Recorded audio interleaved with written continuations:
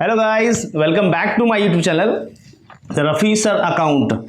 इस चैनल पे मैं आपको बीकॉम लखनऊ यूनिवर्सिटी के लिए फाइनेंशियल अकाउंटिंग की सारी वीडियो प्रोवाइड करने वाले हैं। एक क्रैश कोर्स स्टार्ट करने जा रहे हैं आज से, जिसमें मैं सारे चैप्टर्स अकाउंट के कवर करेंगे, सारे क्वेश्चन इंपॉर्टेंट क्वेश्चन कवर करेंगे, एक एक क्वेश्चन का डिस्क्रिप्शन देंगे, उसकी journal entry, ledger, calculation, working, whatever जो भी कुछ होगा। बस शर्त यह है कि आप थोड़ा सा मेरा साथ दें, मेरे इस चैनल को थोड़ा सा प्रमोट करें ताकि आपको पूरी की पूरी वीडियो मिल जाए। और एक बहुत इंपॉर्टेंट बात ये, मैंने सर्च किया है यूट्यूब पे, अभी तक किसी भी यूट्यूबर ने या किसी भी टीचर ने लखनऊ यूनिवर्सिटी के लिए फाइनेंशियल अकाउंटिंग की कोई भी क्लासेस नहीं डाली है, ना कोई आपको चैप्टर मिलेगा। दूसरी यूनिवर्सिटी से रिलेटेड मिल जाएगा, लेकिन आपको लखनऊ यूनिवर्सिटी के सिलेबस के अकॉर्डिंग नहीं मिलेगा।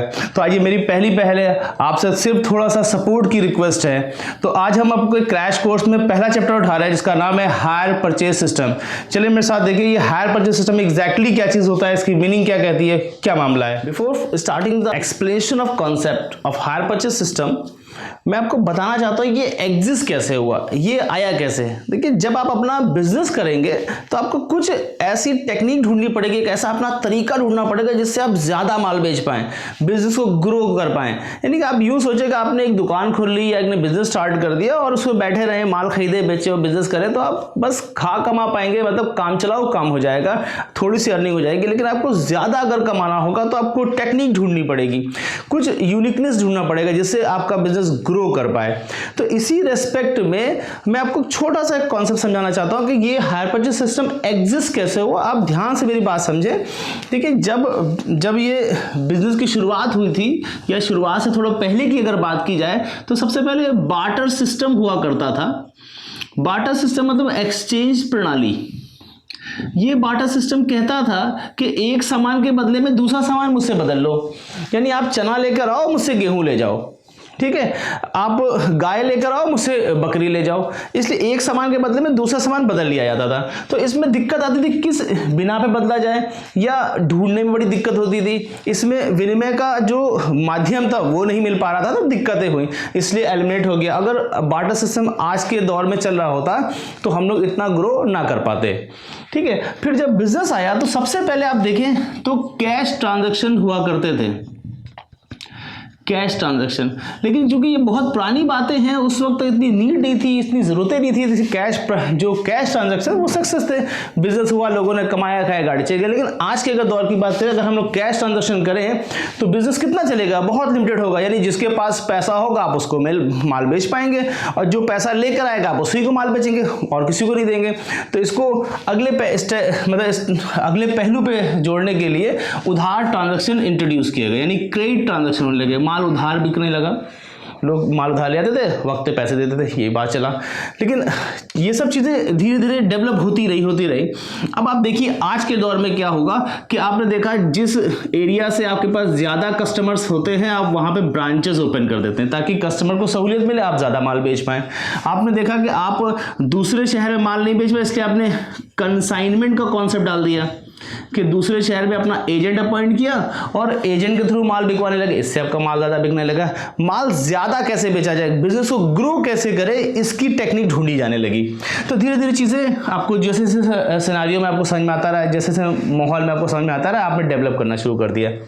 फिर क्या हुआ, एक और पॉइंट, होम डिलीवरी फ्री कर दी गई। चलिए ये भी एक मैटर हो गया, आपको बाजार नहीं आना पड़ेगा, आपके घर पे फ्री ऑफ कॉस्ट सामान मिल जाएगा, ठीक है। फिर उसके बाद अगर आप देखें तो डिपार्टमेंटल स्टोर्स खोल दिए गए। डिपार्टमेंटल स्टोर्स यानी कि एक स्टोर के अंदर आपको बहुत सारे डिपार्टमेंट मिलेंगे, बहुत सारी चीज खरीद सकते हैं। जैसे बिग बाजार का बहुत बढ़िया सा इसका एग्जांपल है, आप खरीदने तो एक सामान जाता है लेकिन बहुत सारा सामान खरीदते हैं, मतलब जो जरूरत का वो तो खरीदते हैं, बिना जरूरत वाला भी खरीद लेते हैं। तो इससे क्या हुआ कि बिजनेसमैन ने सेल बढ़ा दी अपनी। तो ये सब टेक्निक है जिससे आप थोड़ा सेल बढ़ा सकते हैं, ठीक है। चलिए कह रहे हैं, अब आप एक और बात सोचिए, अब अगर हम अपने इसको हायर परचेज सिस्टम के साथ कनेक्ट करें तो इससे पहले मैं आपको बता दूं कि सबसे पहले इंस्टॉलमेंट पेमेंट सिस्टम आया। इंस्टॉलमेंट पेमेंट सिस्टम, ये भी हमारा एक चैप्टर है, हम लोग बाद में जाके डिस्कस करेंगे, लेकिन पहले समझिए इसमें क्या होता था कि आपको माल उधार बेचा जाएगा और पेमेंट इंस्टॉलमेंट में करेगा, लेकिन आपको ओनरशिप उसी वक्त दे दी जाएगी जिस दिन आप एग्रीमेंट करेंगे।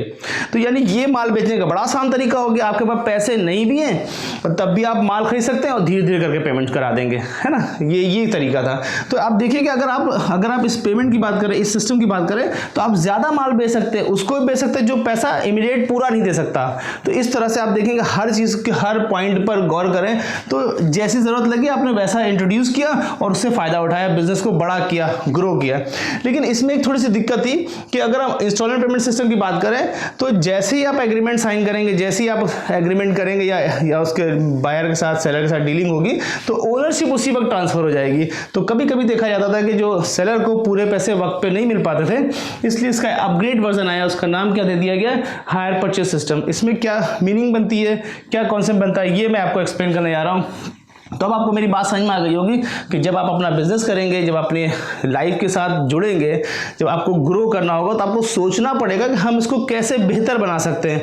इस बेहतर बनाने के रेस्पेक्ट में हायर परचेज सिस्टम एक बेहतरीन हल है, एक बेहतरीन सॉल्यूशन है कि हम ज़्यादा माल किस तरह बेच सकते हैं, उनको बेच सकते हैं जो पूरा का पूरा पैसा एक बार में नहीं दे सकते हैं। तो अगर आप गौर से देखें कि जिस तरह से प्राइजेस बढ़ रहे हैं प्रोडक्ट के, या मैं अगर व्हीकल्स की बात कर लूँ, बाइक हो गई, कार हो गई, इनके प्राइजेस बहुत तेजी से बढ़ रहे हैं, पेट्रोल की कीमतें बढ़ रही है, लेकिन उसके बावजूद भी चीजें बिक रही हैं। क्यों बिक रही हैं? क्योंकि आपको खरीदना आसान कर दिया इन लोगों ने।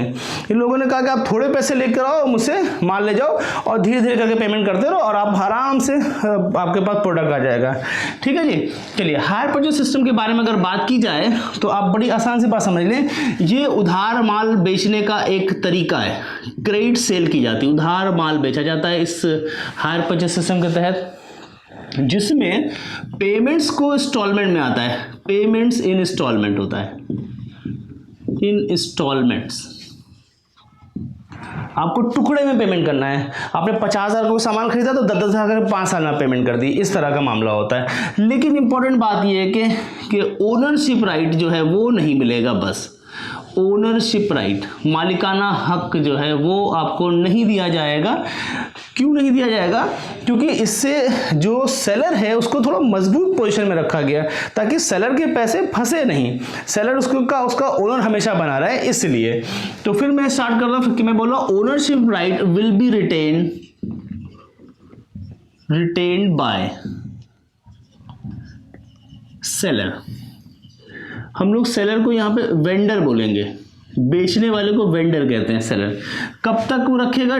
Till last installment is paid, जब तक कि आखिरी किस्त अदा नहीं हो जाती तब तक के वो जो सेलर साहब हैं, जो बेचने वाला है, वो ओनरशिप राइट अपने पास रखेगा और जिस दिन आप आखिरी किस्त अदा कर देंगे उस दिन वो ओनरशिप राइट भी आपको देगा। तो अब अगर आप नाम की तरफ देखें, इशारा है, हायर माने होता है किराया, क्रय माने होता है परचेज करना, परचेज मतलब क्रय करना, यानी कि आपने ऐसे माल खरीदा जैसे आप किराए पे खरीद के लाए हो। जब आप किराए पे कोई सामान लाते हैं तो आपको माल इस्तेमाल करने का तो पूरा अधिकार होता है, लेकिन बेचने का अधिकार नहीं होता, क्योंकि आपको उसने ओनरशिप राइट ट्रांसफर नहीं किया होता है, आपको टाइटल नहीं दिया होता है, ये मामला है।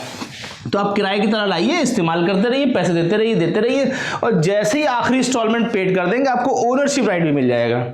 इसका मतलब ये हुआ कि आप जो प्रोडक्ट खरीदेंगे, जो व्हीकल खरीदेंगे, जो सामान खरीदेंगे, आप उसको खरीद लाएंगे, इस्तेमाल कर सकते हैं, यूज कर सकते हैं, लेकिन बेच नहीं सकते क्योंकि आपके पास बेचने का अधिकार नहीं होता, आप उसके ओनर नहीं बनाए जाते। ओनर ऑल द टाइम कौन रहता है? सेलर रहता है। इसका मतलब ये भी बनता है कि जैसे ही आप पेमेंट में डिफॉल्ट करेंगे और जो सेलर है वो रिप्रोसेस कर लेगा उस अपने चीज को, अपने सामान को वापस अपने अधिकार में ले लेगा, ताकि आप उसे बेचने वाली स्थिति में ना पहुंच पाए। तो एक सबसे इंपॉर्टेंट पॉइंट है, हायर परचेज सिस्टम में उधार माल बेचेंगे, पेमेंट इंस्टॉलमेंट में आएगा, और मजबूत पॉइंट यह है कि आपको ओनरशिप राइट नहीं दिया जाएगा।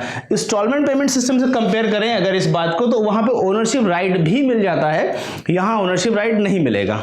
ठीक ठीक बात है। तो ये इतना छोटा सा कॉन्सेप्ट, आप इसको अपनी डेफिनेशन में किसी भी तरह से आप बना के लिख दीजिएगा, जिसमें ये 3 पॉइंट कवर कर लेंगे, आपकी बात बिल्कुल क्लियर हो जाएगी। अब चलते हैं अपनी बुक में। हम लोग एस एम शुक्ला की जो बुक लखनऊ यूनिवर्सिटी के लिए प्रिस्क्राइब्ड है, हम लोग उस बुक से हायर परचेज सिस्टम का पहला क्वेश्चन लेते हैं और उसका थोड़ा सा कैलकुलेशन के बारे में बताते हैं, फिर और डिस्कशन होंगे। चलिए मेरे साथ देखें, हायर परचेज सिस्टम में सबसे इंपॉर्टेंट पॉइंट है कि सवाल में आपको एक कैश प्राइस ढूंढना पड़ेगा। कैश प्राइस का मतलब वो अमाउंट जो आप नगद दे के माल खरीदें, उसे कैश प्राइस कहते हैं। यानी कि अगर आप सारा का सारा पैसा इमीडिएट देंगे, अभी देंगे, तो आपको प्रोडक्ट कितने का पड़ेगा, इसे कैश प्राइस कहते हैं। मेरे पहले वाले क्वेश्चन में 27,300 की वैल्यू बताई गई है, ठीक है। लेकिन हायर परचेज सिस्टम में आप इकट्ठा तो खरीदने वाले नहीं है, आप एक साथ तो खरीदने वाले नहीं, आप इंस्टॉलमेंट में खरीदेंगे। तो सब पहला पेमेंट जो आप एग्रीमेंट साइन करते वक्त देंगे, इनिशियल पेमेंट को जो पहला पेमेंट करते हैं खरीदते वक्त का, तो उसे डाउन पेमेंट कहते हैं। ये डाउन पेमेंट 6,000 रुपीज सवाल में बताया गया, ठीक है। मैं अभी सवाल नहीं पढ़ूंगा, लेकिन पहले थोड़ा सा उसकी कैलकुलेशन की बात समझ लें, क्या क्या करना होता है। तो कैश प्राइस चाहिए होता है, एक डाउन पेमेंट दिया है, डाउन पेमेंट समटाइम नहीं भी होता है, कोई दिक्कत नहीं। फिर आपके कुछ इंस्टॉलमेंट तय कर दी जाती है, इंस्टॉलमेंट। तो आप देखेंगे सवाल में 6,000 रुपए की 4 फर्दर किस्त, यानी कि 24,000 आपको और देने पड़ेंगे। इस हिसाब से आपका जो टोटल पेमेंट बनता है वो 30,000 रुपए बनता है।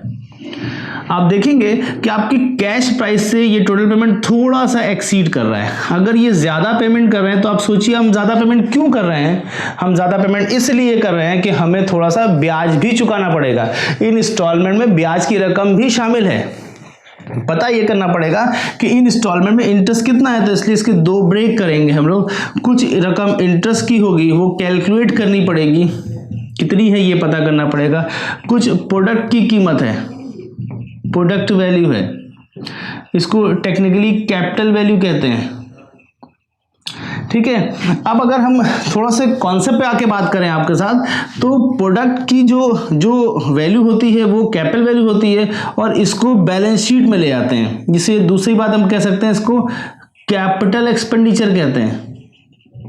और कैपिटल एक्सपेंडिचर को बैलेंस शीट में एसेट साइड में दिखाया जाता है, ठीक है। तो आप 6,000 रुपए जिसमें ब्याज की रकम भी शामिल है, तो इकट्ठा बैलेंस शीट में नहीं लिख सकते हैं, क्योंकि जो इंटरेस्ट होता है वो एक रेवेन्यू एक्सपेंडिचर होता है।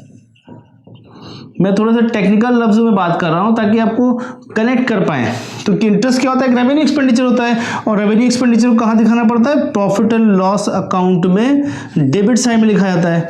तो अब दोनों के लिखने का तरीका, प्रेजेंट करने का तरीका अलग अलग है, लिहाजा दोनों को कंबाइंड नहीं लिखा जा सकता, इसलिए हमें इंटरेस्ट का कैलकुलेशन सीखना पड़ता है। तो मेरे चैप्टर का सबसे पहला और इनिशियल स्टेप होता है कि इंटरेस्ट कैलकुलेशन किया जाए। जबकि सवाल में आप देखेंगे तो आपको रेट ऑफ इंटरेस्ट भी गिवन है, @ 5% पर एनम, ये बात है। तो आज हम लोग क्या शुरू करने वाले हैं, हम आपको रेट ऑफ इंटरेस्ट के साथ इंटरेस्ट का कैलकुलेशन सिखाने वाले हैं। तो ये सवाल की यहाँ से शुरुआत होगी, यानी आप सवाल पढ़ेंगे, पूरा डिटेल में पढ़ेंगे, एक एक लाइन पढ़ेंगे। जो काम की बात है उसमें 2-3 पॉइंट है, कैश प्राइस कितना है, टोटल पेमेंट कितना बन रहा है, इनका डिफरेंस चेक करें। अगर टोटल पेमेंट ज्यादा हो जाता है तो आप समझ जाएं कि इंस्टॉलमेंट में इंटरेस्ट शामिल है। अगर इंटरेस्ट शामिल है तो कैलकुलेशन का तरीका अलग है, और शामिल नहीं है तो कैलकुलेशन का तरीका अलग है। तो मैंने आपको क्या बता रहा हूं कि कैश प्राइस से अगर टोटल पेमेंट एक्सीड कर जाता है, तो मतलब आप जो ज्यादा पेमेंट कर रहे हैं वो किस चीज के कर रहे हैं, वो आप इंटरेस्ट से कर रहे हैं। तो इंटरेस्ट कितने पैसे या कितने रुपए इन इंस्टॉलमेंट में इंटरेस्ट के शामिल है, ये कैलकुलेट करना सीखना पड़ता है। तो जिसमें आप क्यों सीखना पड़ता है, यही बात मैं क्लियर कर देता हूं। क्योंकि इंटरेस्ट जो है वो एक रेवेन्यू एक्सपेंडिचर है, और रेवेन्यू एक्सपेंडिचर को प्रॉफिट एंड लॉस अकाउंट में डेबिट किया जाता है। हम उसको बैलेंस शीट में नहीं लिख सकते, या उसको जोड़ के इकट्ठा नहीं लिख सकते, इसे अलग लिखना पड़ता है। तो आपको इंटरेस्ट की रकम अलग चाहिए होती है। दूसरी बात, इसमें कुछ पैसे तो हम प्रोडक्ट के भी पेमेंट कर रहे हैं, तो जो प्रोडक्ट की पेमेंट कर रहे हैं वो कैपिटल एक्सपेंडिचर होता है, और कैपिटल एक्सपेंडिचर को बैलेंस शीट में एसेट साइड में दिखाते हैं। तो अब दोनों को जब अलग अलग लिखा जाता है तो रकम भी अलग अलग चाहिए होगी।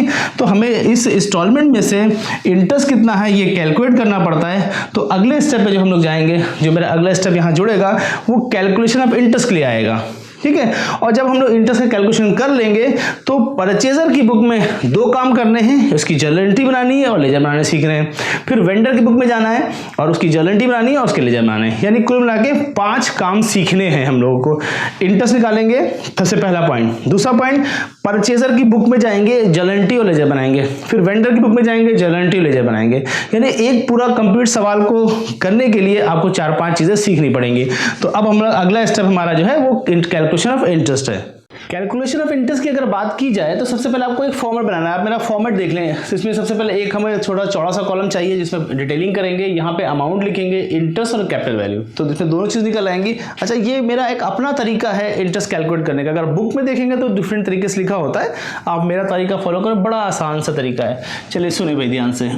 पहला पॉइंट है कि हमें कैश प्राइस के साथ शुरू करना है। सबसे पहले कैश प्राइस चाहिए होगा, ठीक है। तो हमने सवाल में देखा था कि 27,300 रुपए का 27,300 का कैश प्राइस है और इसमें से मैंने तुरंत पेमेंट करा दिया, जिसको डाउन पेमेंट कहते हैं। जो पहला पेमेंट होता है डाउन पेमेंट, वो यहाँ लिख दिया मैंने डाउन पेमेंट। तो 6,000 रुपये का डाउन पेमेंट माइनस करा दें अगर आप, तो 21,300 रुपये की वैल्यू बच जाएगी। देखिए आपने 27,300 कोई प्रोडक्ट खरीदा और 6,000 तुरंत दे दिए, तो आप देखें तो कि आप 21,300 रुपये के कर्जदार हो गए। इस बची हुई रकम पे, इस कर्ज वाली रकम पे आपको अब इंटरेस्ट ऐड करना है। यानी आपने 27,300 का प्रोडक्ट जरूर खरीदा, लेकिन आप कर्जदार तो सिर्फ 21,300 रुपए के हुए हैं ना। 6,000 तो आपने तुरंत पेमेंट कर दिया था, लिहाजा से माइनस कर दिए। और यहाँ पे इंटरेस्ट निकाल लें किस हिसाब से, इस बैलेंस रकम पर 5% के हिसाब से 1065 रुपीज़ आएगा, ठीक है। इसको जोड़ लें, 22,365 हो जाएगा। फिर आप इसमें से लेस कर दें, क्या लेस कर दें, फर्स्ट इंस्टॉलमेंट 6,000 की दी गई है, घटा दें तो 16,365 रुपये, 16,365 रुपीज़ आ जाएगा। अब देखिए आपने मशीन खरीदी, उसमें से डाउन पेमेंट किया, आप 21,300 कर्जदार हो गए और जितने कर्जदार हुए इसी रकम पर आप इंटरेस्ट कैलकुलेट कर ले 5%, ठीक है। फिर जो इंटरेस्ट आएगा उसे आपको ऐड करना है, प्लस कर ले आप 22,365 पहुंच जाएंगे। फिर आप पेमेंट कर दें तो माइनस कर दें। फिर इस बची हुई रकम पे सेकेंड ईयर का इंस्टॉलमेंट का इंटरेस्ट ऐड कर लें, ऐड इंटरेस्ट @5%। तो बची हुई रकम का इसका आप इंटरेस्ट निकालेंगे, इसका इस वैल्यू का इंटरेस्ट निकालेंगे, 818 आएगा 5% कैलकुलेट करने पे, तो 17,183 हो जाएगा, ये टोटल आ जाएगा। फिर आप इसमें से लेस कर दें, क्या लेस कर दें, सेकेंड इंस्टॉलमेंट, ठीक है। 6,000 रुपये की आपके सेकेंड इंस्टॉलमेंट भी 6,000 रुपये की, तो 11,183 बच जाएगा यहाँ पर, ठीक है भाई, ये हो गया। इस बची हुई रकम का फिर इंटरेस्ट निकाल लें, ठीक है। मतलब एक ही प्रोसेस है जिसे आपको धीरे धीरे फॉलो करना है और करते करते आप भी इसे सीख जाएंगे। तो ये 559 आएगा, आंसर पॉइंट में आएगा, आप राउंड फिगर में लिखेंगे 11742, ये बचेगा। फिर आप तीसरी किस्त भी पेमेंट कर देंगे, थर्ड इंस्टॉलमेंट पेमेंट कर देंगे, ठीक है। 6,000 रुपये की थर्ड इंस्टॉलमेंट पेमेंट हो जाएगी, तो कितना आएगा 5742, ओके। और फिर आप वापस क्या करेंगे, इंटरेस्ट ऐड करेंगे। लेकिन अब जब आखिरी इंस्टॉलमेंट का, यानी चौथी जो आखिरी इंस्टॉलमेंट है, जब आप उसका इंटरेस्ट निकालेंगे तो आप परसेंटेज से कैलकुलेट नहीं करेंगे, मेरी बात समझ लें, क्योंकि आपके 5742 पे बचे हैं और आपको पता है कि आखिरी इंस्टॉलमेंट 6,000 की पेमेंट होनी है। इस 6,000 में से इसको माइनस कर दें, जो पैसे बचेंगे वो जो एक्स्ट्रा पैसे हैं वो आपका इंटरेस्ट हो जाएगा। यानी कि मैं इसको निकाल रहा हूँ 6,000 माइनस 5742 करके। और अगर आप रेट के अकॉर्डिंग यहाँ कैलकुलेट करेंगे, कुछ पैसे कम ज़्यादा हो सकते हैं, इसलिए आखिरी इंस्टॉलमेंट का जो इंटरेस्ट है वो बैलेंसिंग करके निकाला जाता है, यानी 6,000 में से इसको घटा के निकाला जाएगा। मैं फिर से दोहरा रहा हूँ, मेरी बात समझ लें कि जब आपने तीसरी इंस्टॉलमेंट का पेमेंट कर दिया तो 5742 रुपये बचे, जबकि चौथी इंस्टॉलमेंट सिर्फ 6,000 रुपये पेमेंट करनी है। तो आपको पता चल जाएगा कि 5742 के बदले में अगर 6,000 देने हैं तो 258 रुपये जो एक्स्ट्रा है वही तो इंटरेस्ट है।